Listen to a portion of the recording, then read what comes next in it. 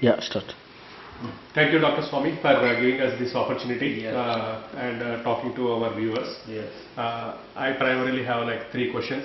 I'll make the first one like a very simple one, and the next 2 ones, I don't know how you're going to take it, but I'll still ask you. Yeah, risky. Yeah.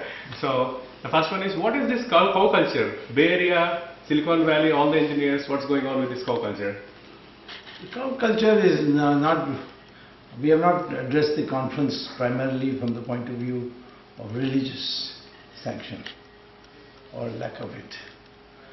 We have said that this is a very special animal, and like a peacock, we suddenly realized that it's a very special animal and it was going extinct.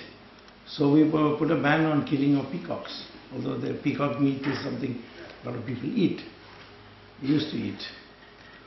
In the case of the cow, its milk has now been established even in the United States as something superior to the A1, that is Bos Taurus breed. There is this Indian breed, which is Bos Indicus, that has very special milk qualities. So this cow should be really developed for the purpose of giving milk. And its meat is not a priority item. You can eat other meat. You have goat, sheep, chicken. Why you have to eat cow meat? Second is that its other byproducts like urine, its gobar, its excreta, these are being used for a variety. For instance, in the United States also, patent has been given to urine. Right. And in the case of gobar or its excreta, it has been now converted into bricks and used in rural areas to build houses. And they produce almost an air conditioning effect inside. So the multivarious uses of the cow makes it necessary for us to protect this breed from disappearing. In some countries, because they overate it, it has disappeared. China has no cows. So that's the focus. So Silicon Valley people who are scientifically minded should appreciate this language. Yes. Yeah. Okay.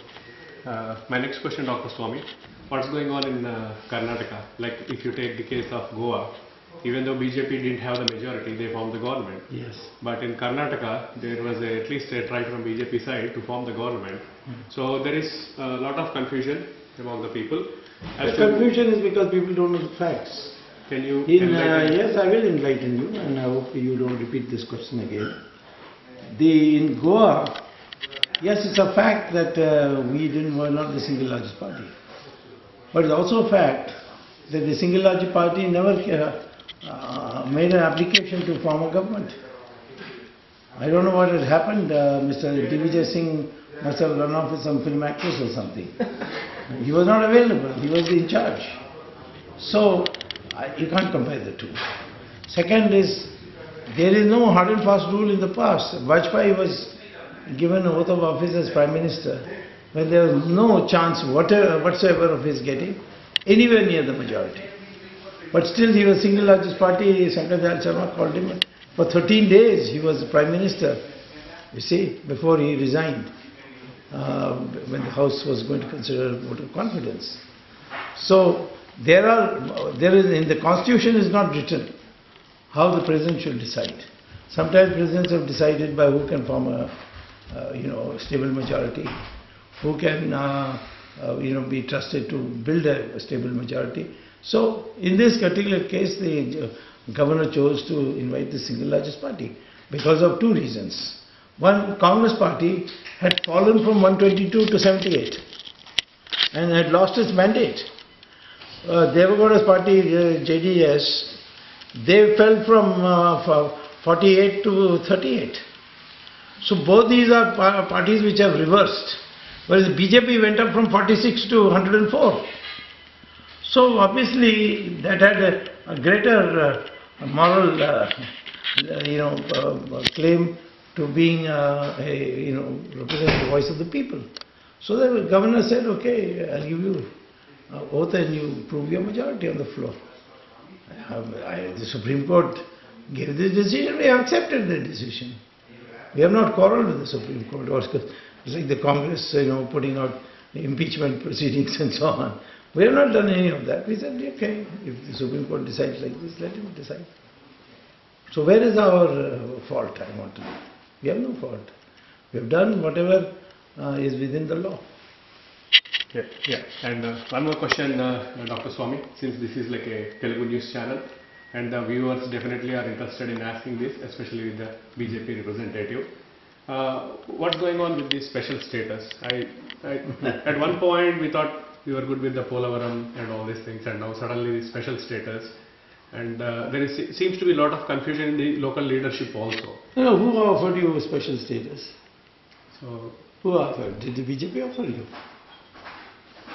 It was offered by the Congress. And they didn't deliver. Now you are asking us.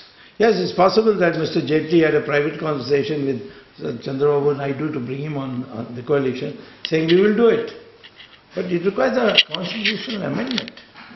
And if I give it to Andhra, can I stop from giving it to any other state? Then what happens? Every state is special. Then we have to have 370 for every state.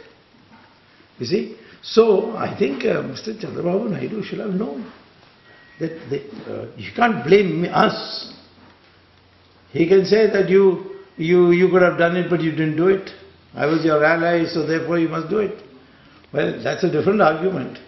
But with Chandrababu Naidu, one can never be sure when he will be an ally, when he will be an enemy. Even his father-in-law could not be sure. How we can be sure? You know what happened to N.T. Ramarao? Yes. Okay. Yes. So the Telugu, you should ask Chandrababu Naidu the question.